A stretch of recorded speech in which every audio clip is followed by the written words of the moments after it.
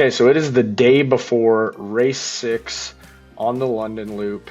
So I'm going to give a little bit of an insight into what my strategy is going to be before the race even starts, before anything, and then we can see how it plays out. So we're doing London Loop, 2 laps, 18.8 miles, so it's going to be a little bit shorter race, which I am more than okay with, but it is going to come down to climbing. So we're going to do box hill 2 times because we're doing 2 laps. So my thoughts initially when I see a course like this is the important section.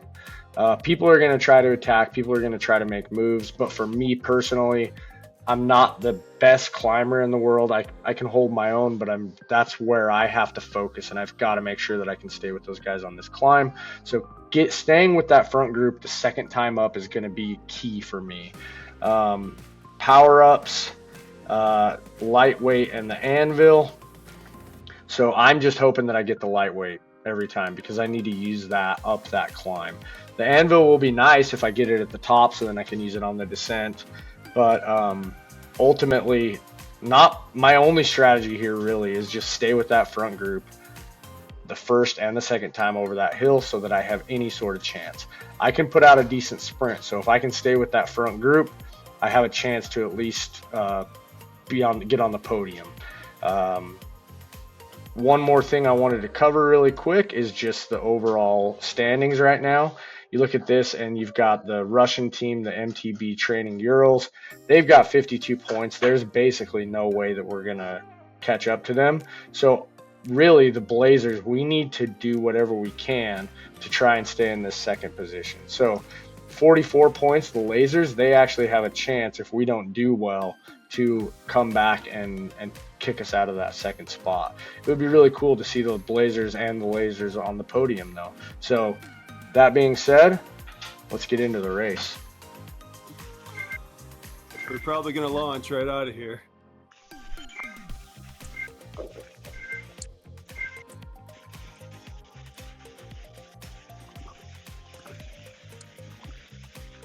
Yep.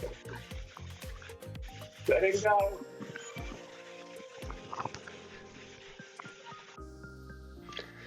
Okay, so just one little note here I wanted to mention at the beginning here. You know, in my preview, I'm sitting here talking about the climbs. All I care about focusing on the climbs. But these MTB Euro guys, they just bring a different metric to this race, and they make it fun, but they make it hard. They're not just looking to stay with groups on the climbs. They're going to make this thing hard from start to finish. And the reason I say that is right out of the gate there, you saw one of them attacked. Just making it hard right out of the gate, and they're super good about counterattacking. So as soon as the group catches, those guys have been sitting in, so another one will attack, and they're just constantly making this race extremely hard. So by the time we got to this first climb, I'm already fully gassed. My average power was close to 290 watts before we even started this climb.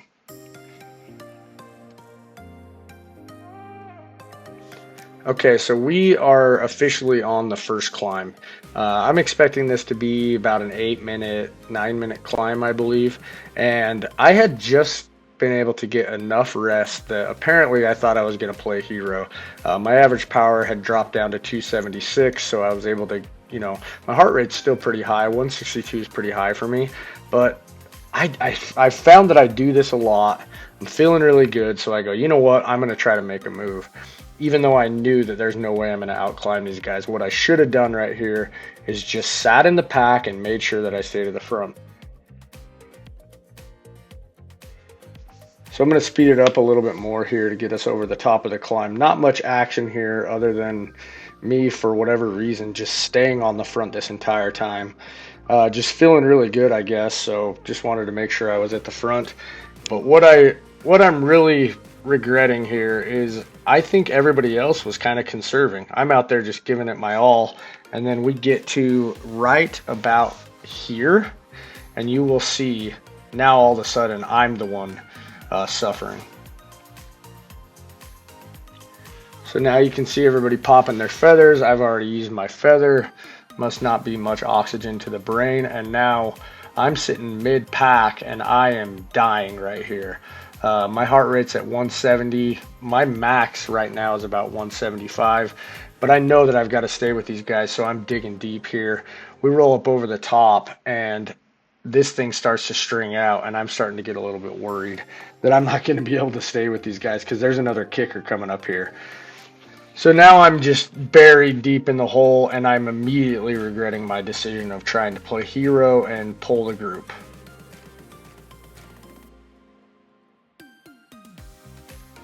Okay, so goal achieved. I was able to stay with that front group.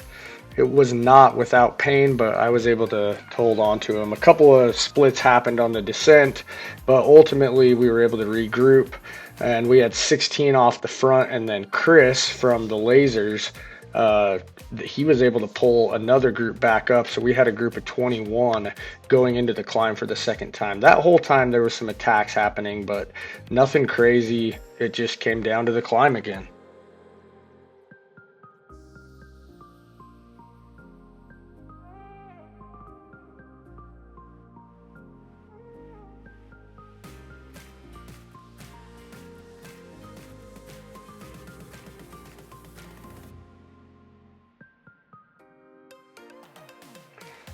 So this time on the climb, I played it a little bit smarter. I realized how dumb it was last time I was on the front. I don't know if I really would have had a choice, even if I wanted to be on the front. I was paying miserably for those first efforts, and also trying to close down some of the gaps that were created and all that good stuff. And I was in a deep, dark place right here. I was much slower than the first time around, and as you can see, the gaps just started opening up, and there was just nothing I could do. I was complete sufferfest. So on the right hand side, on the little mini map top right corner, you can see gaps started opening up, and there was just nothing I could do. Luckily, I know that I can give a little bit power. So once we got to the top, I let myself rest for a little bit, and there's another kicker coming up. And I thought, you know what, I'm going to give it one last effort and try to catch some of these guys on this kicker over the top. So my plan here is kind of just sit in across this flat part, get as much of a rest as I can to see if I can give anything on this little kicker.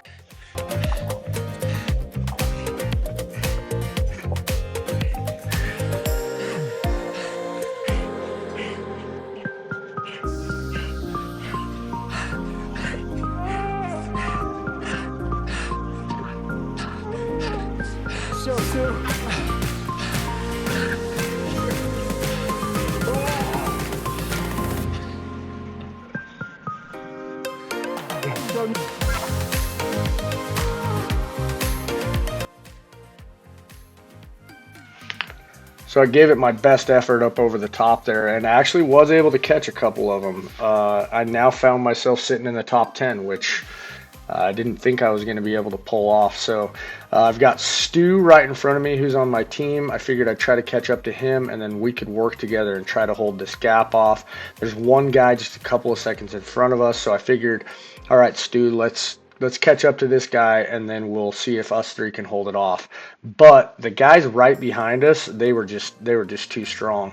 We caught that guy, and then it wasn't a matter of seconds before the rest of that group caught up. So there was a group of 9 of us going into the finish line. So let's just let this finish play out and see how it goes.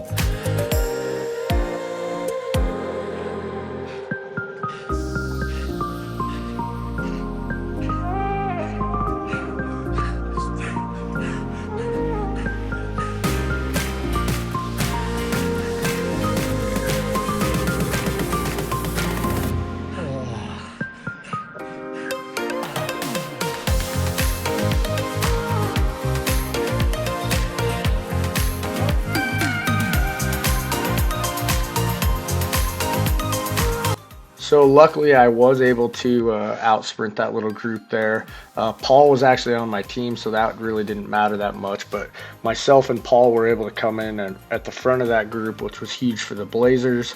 But unfortunately, there were 6 guys in front of us, and 4 of those were on that Russian team.